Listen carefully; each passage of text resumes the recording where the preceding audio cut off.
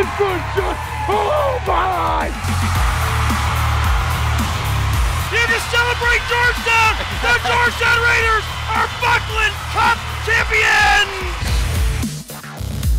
The Trenton Golden Hawks, the R. Hewitt Cup champions, are going to Coburn. Back to Minerva. Shot scores!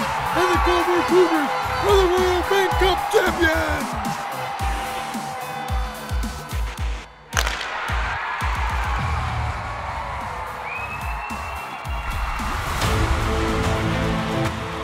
Scores! Rebound score! And the Wellington Dip will go to the Buckland Championship. Orange gives it away, he scores! And the Georgetown Raiders are Southwest Conference champions.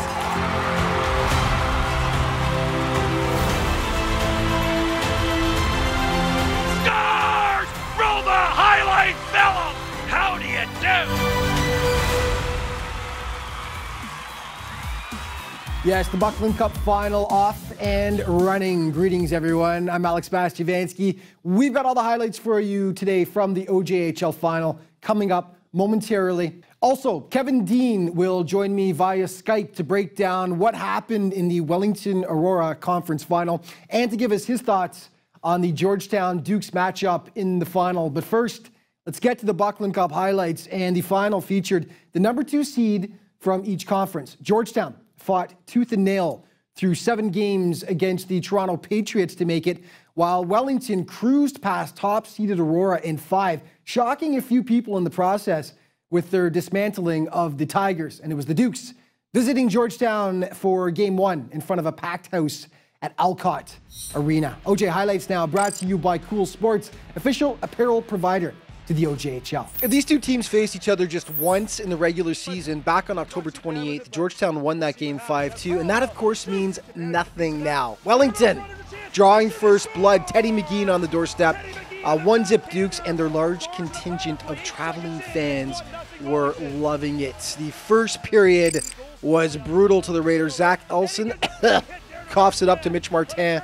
He plays give and go with Ben Evans, who puts home the return feed. 2-0 for Wellington, and the period from hell continues for G-Town. The shot sneaks behind Troy Timpano. Jeff Lawson bangs in the second chance.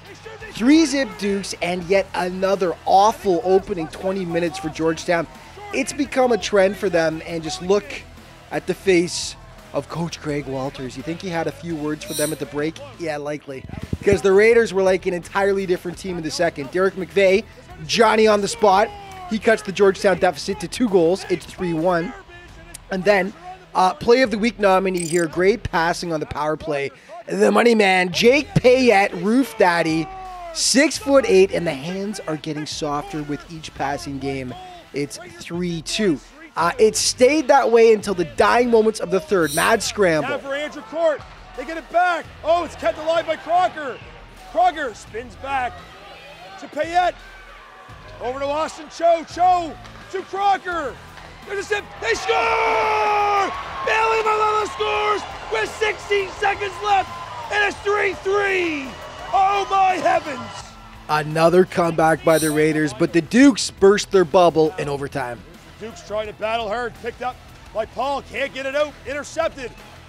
Now it's Carlisle with it. Carlisle gets into the slot. Takes a shot. There's a chance. They score! Mitchell Mendonca ends the game. And the Dukes steal game 1.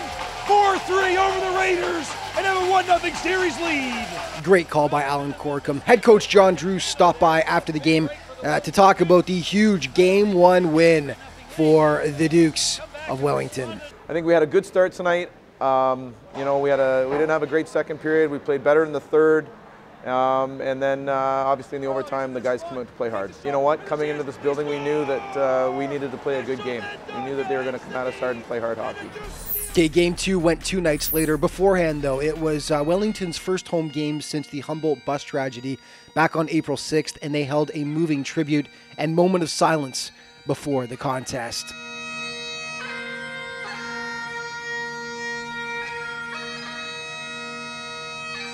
Yeah, wonderful stuff by the Dukes organization, and they really came to play. Bryce Yetman gets the party started.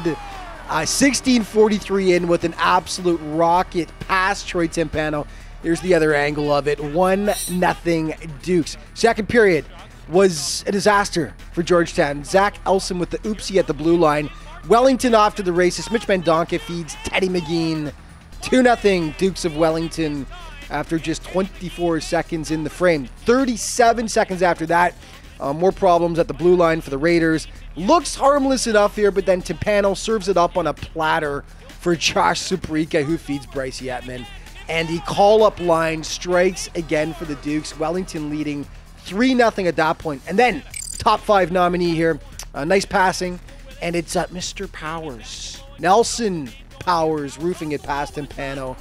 And yikes, 4-0 for the Dukes after 40 minutes of play. Third period got no better for Georgetown. Declan Carlisle just made the NHL Central Scouting's final ranking list, and you can see why as he tattoos it past new keeper Nathan Torkia. The Dukes were just clicking. 5-0 Wellington at that point. The onslaught continues. Jackson Arcan going for a little skate here. He will feed it back for Yetman, and Bryce gets his second hattie of the playoffs. Yetman with 10 goals in 11 games since being added from the Junior B ranks. He's been absolutely unreal for the Dukes so far. Raiders get one back late. Zach Elson wires it past Jonah Capriotti. That meant nothing in the big picture, though, as the Dukes cream the Raiders 6-1 in Game 2 to take a 2-0 series lead.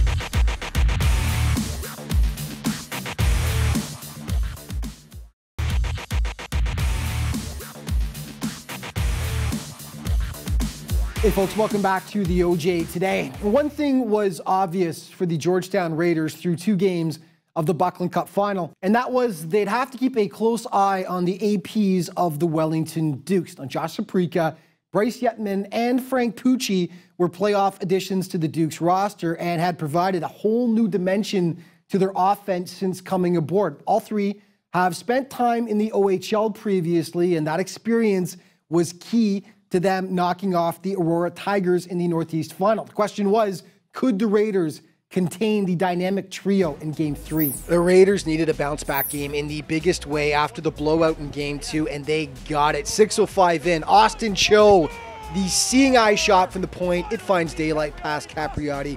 Raiders with their first lead of the series, and then wish we had a radar gun for that one.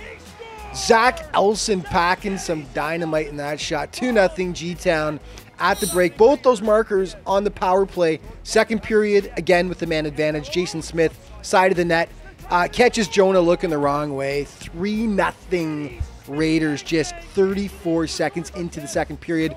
And then nice passing by the Raiders here. Nick Prestia giveth and receiveth back and makes it 4-0 G-Town. The big home crowd was loving the offensive explosion by the Raiders. Jonah Capriotti had faced 34 shots already up to that point. Played well too. It wasn't his fault.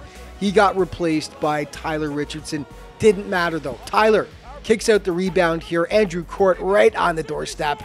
And Georgetown runs its lead to 5-0. And then a $1:40 later, the draw comes back to Austin Cho. He just kind of throws it on goal. Jordan Crocker getting the stick on it. 6-0 for the Raiders after 40 minutes of play. Third period, they kept it coming. Le Big Mac. That's what they would call Matt McJanet in France. It's a Big Mac attack as he goes bottle hunting and makes it 7-0 Georgetown. And then this right here, definitely the play of the week. Looking for a call, but they can't call. There's Prestia coming in. Prestia makes a nice move. He scores. Oh, what a move and what a goal. Nick Prestia, his second of the night. 8-0 Raiders. Prestia looking like Sidney Crosby there. Gorgeous goal. The Raiders bounce back. Do they ever with an 8-0 blowout of Wellington. Coach Greg Walter stopped by after, and it was pretty tough for him to dislike any aspect of his team's play in Game 3. Yeah, everybody top to bottom was real good. I thought we did a real good job with our adjustments, and obviously our power play was unbelievable. So being down 2-0, we weren't playing that bad. We were just giving them the goals. So we know what they're doing. There's no surprises, and it's more of just managing the puck from our end. We're just giving costly mistakes, and they're a transition team that's very opportunistic. Hey folks, welcome back to the OJ today, and I've got the man, the legend, the play-by-play man for the Aurora Tigers, Kevin Dean, joining me for the first time since the playoffs started to talk a little Buckland Cup and also about the playoffs. Kevin, welcome back, buddy. Are you holding up okay under the weather out there? Hopefully it's not as bad out there as it is in Toronto, but I'm guessing typically you guys get it a little bit worse even, don't you? Well, I just looked down the street and I swear I saw Noah's Ark going down the road. We're getting lots of rain down here in the Quinte area. I can tell you that much. Okay, you've battened up the hatches nicely, though. You're doing okay for the moment. Like I said, first time we've had you on since the playoffs got underway. And we had a good chat right before with some of your predictions and stuff. But now we're in it. We're right at the Buckland Cup final. Let's just start off with what has been, if you were to pick one thing, what's been the most surprising thing for you so far in the OJ playoffs? Well, all around, all the playoffs, it's just been amazing. It's like since the semifinal in the conference, 4 of the 6 series have gone the distance. All the overtime games that have been going on, like out in the Southwest Conference, the Georgetown Raiders, the Cardiac Kids, they're down and out, and then they pull it out, and unbelievable. Yeah. And you look at the Wellington Dukes. Pickering had them on the ropes. The Dukes came back. I was at that game in Wellington when Newmarket scored less than a second, and the Dukes won that game. Yeah. So all around, it has just been unbelievable hockey, and the fans of the OJHL are pretty happy. It's been a real treat. Yeah, and in that Patriots-Oakville series as well, I mean, so many of those games, I think there was 4 of the games at least that went to overtime and decided by 1 goal. I mean, just an absolutely all-around incredible playoff so far. But looking at the Northeast, which of course you know backwards and forwards, and your job as the play-by-play man for the Aurora Tigers. How shocked were you? I want to go back one more series to the Kingston-Coburg series in round 1. Were you shocked by the fact that Coburg knocked them off, or perhaps just by the fact that they did it in only 5 games? Well, you look at not really. You could really almost flip a coin between the two of them. The two teams, they come out of the Eastern Conference. They're two tough teams. Well coached, Peter Goulet and Jerome Dupont. And, Jerome came in middle of the season and turned that franchise around. And the 2 of those games went to overtime. And I was talking to a couple of Kingston fans, and they said the V's could have won that series, a break here or there. But it was just old-fashioned Eastern Division hockey. And, you're looking at the guys like, I'm just looking, Connor McEachern, and I believe he's going to Robert Morris, and the big rugged Carson Gallagher. Yep. Players like that for Coburg, and Cole Beckstead was battling hard for Kingston. And they gave it their all. They won the 4th game in Coburg to force the 5th game, and they went down 4-0 after 20 minutes. And basically, you met your Waterloo right then and there, especially against a team like Coburg, coached by Jerome Dupont. Yep. It's pretty well lights over, and it was. But no, it was a great series, and really could have flipped a coin between the 2 teams. Yep. And again, it was great hockey, and the V's could have won that series. A break here, there. Absolutely. We've got to head to a quick break. What we're going to do is we'll head to commercial, come back, and discuss the Buckland Cup final and what to expect from both teams. Stay with us. More OJ Today coming up in just a moment.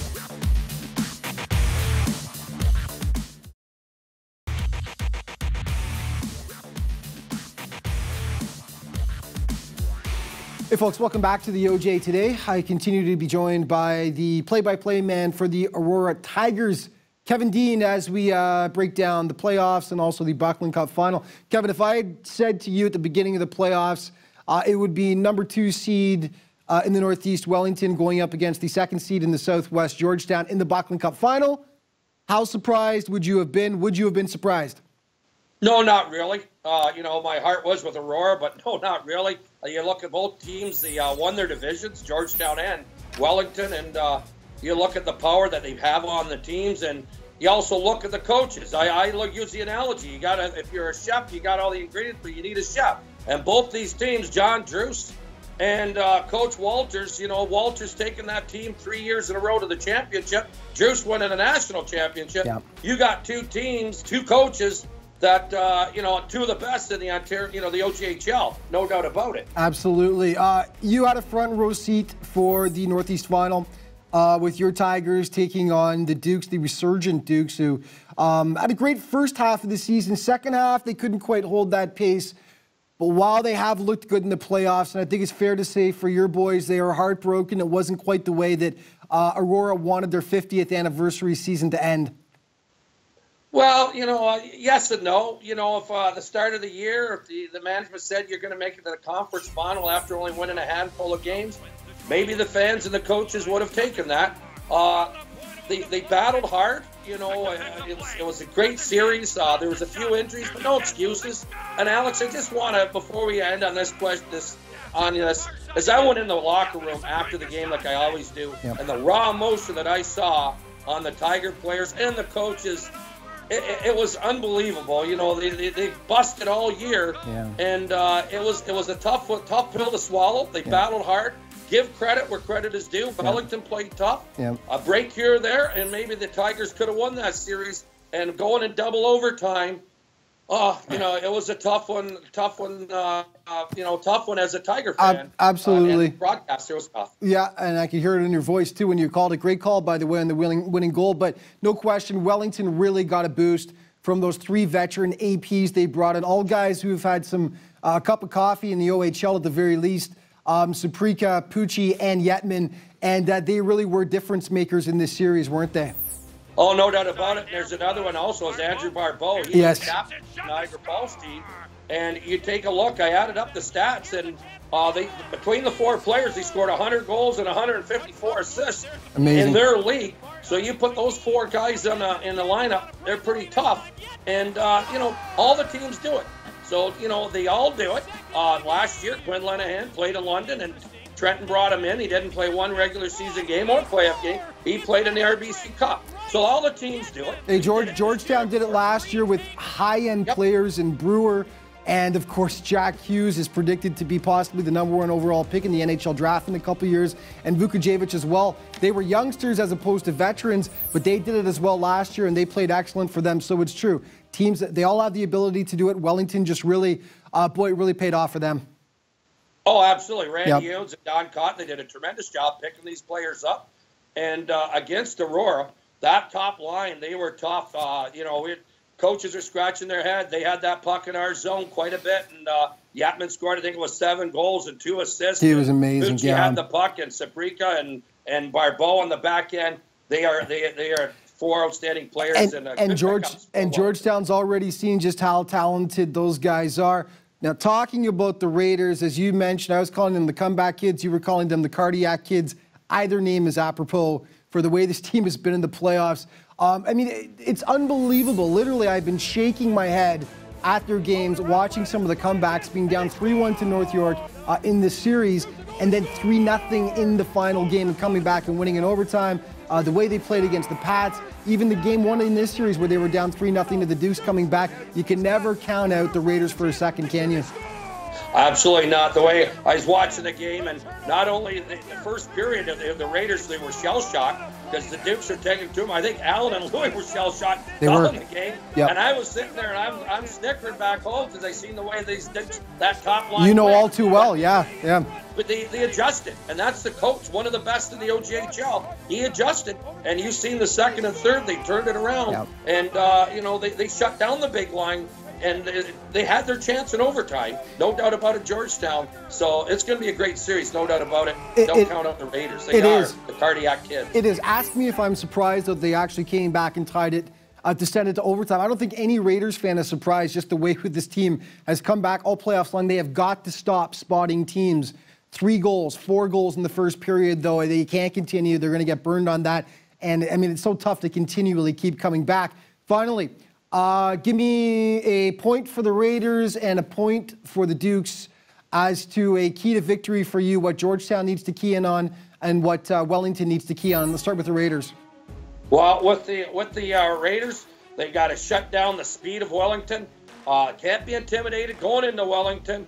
and have goaltending and get traffic in front of Capriati. They got to get traffic in front of the goaltender. Right. And give me the Dukes then. What have you seen so far from the Raiders that you feel the Dukes are going to have to really watch? Well, I think with the Dukes, they got to keep that big line rolling. They got to use them all the time. And one other key, they're a young team, and what I've noticed is they'll chirp at the referees, and the referees won't take no crap, so they got to shut that down. They can't take any dumb penalties. And another thing is stay aggressive on the penalty kill. Yes. Get the sticks in the passing lanes. They shut down Aurora quite a bit doing that. And if they can do that, they might possibly win this series. Yeah, and like you mentioned before, a battle of just two fantastic coaches in Greg Walters and John Druce. And it's a chess match, this series is, and it's going to be next week. We'll have a wrap-up of the entire thing. But for now, we can only just keep watching and enjoying as it goes along. Kevin, my friend, thank you so much for joining us all season long, lending us your expertise, and we will do this again next season. Hey, thanks a lot, my friend, and stay dry up there. Oh, we'll try. More OJ today coming up in just a second.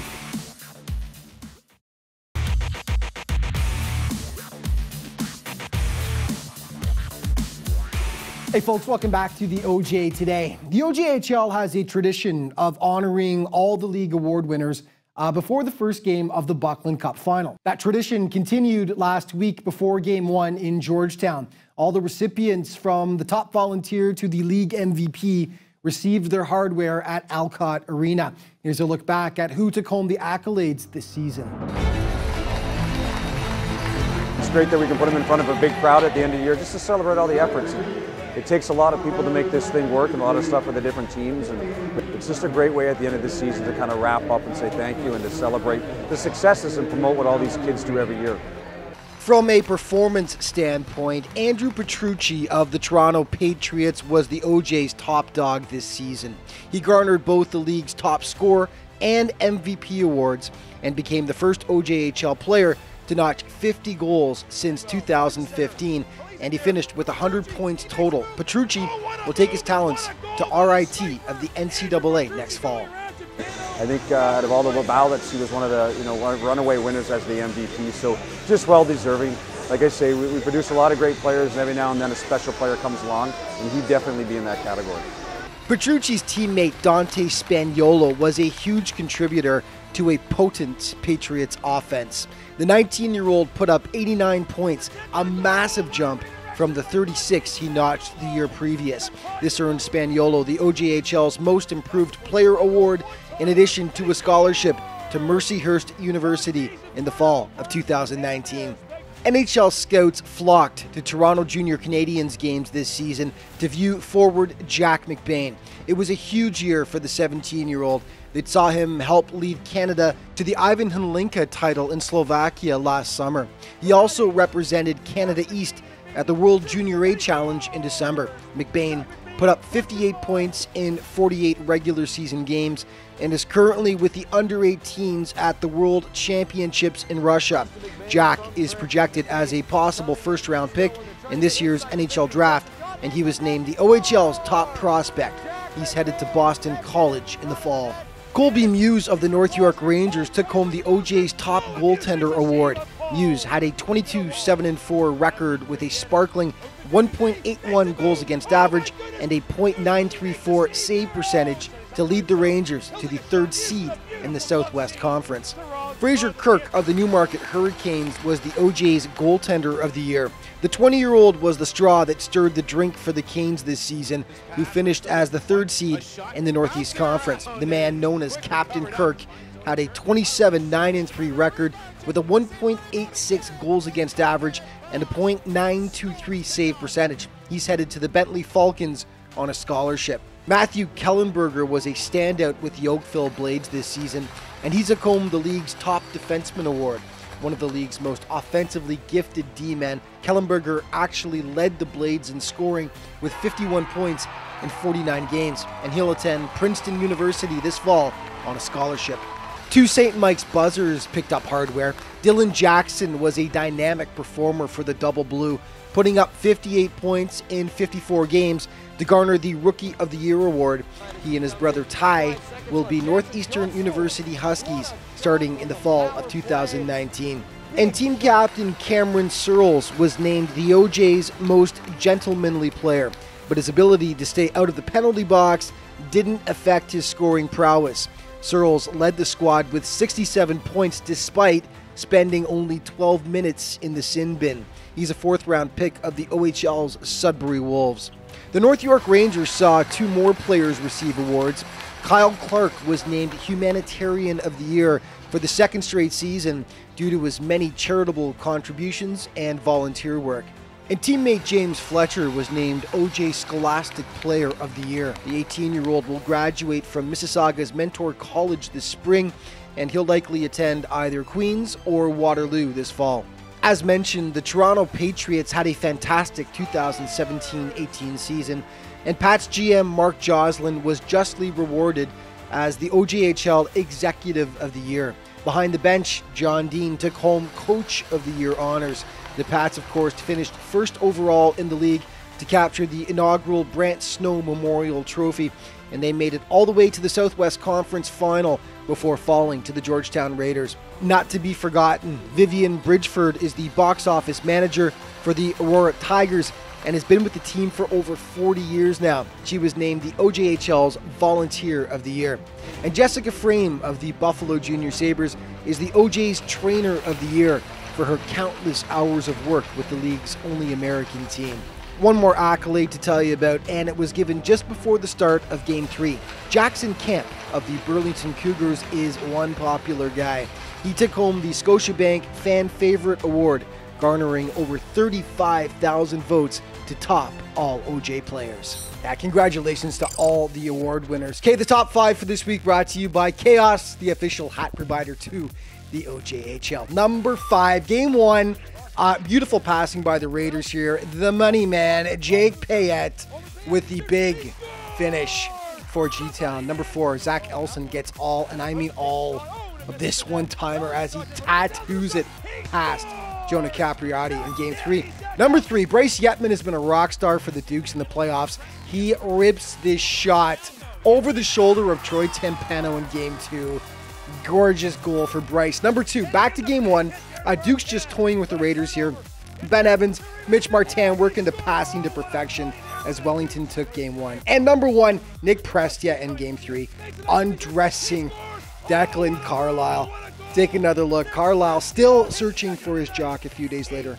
Gorgeous play. That is our Chaos Play of the Week. And we're all out of time for this week. The Buckland Cup Finals continue over the next few days. Remember to head to ojhl.ca for all your up-to-date information regarding the OJHL Final. And of course, you've got all your social media options to check out there as well. Thank you for watching, folks. We'll see you next week.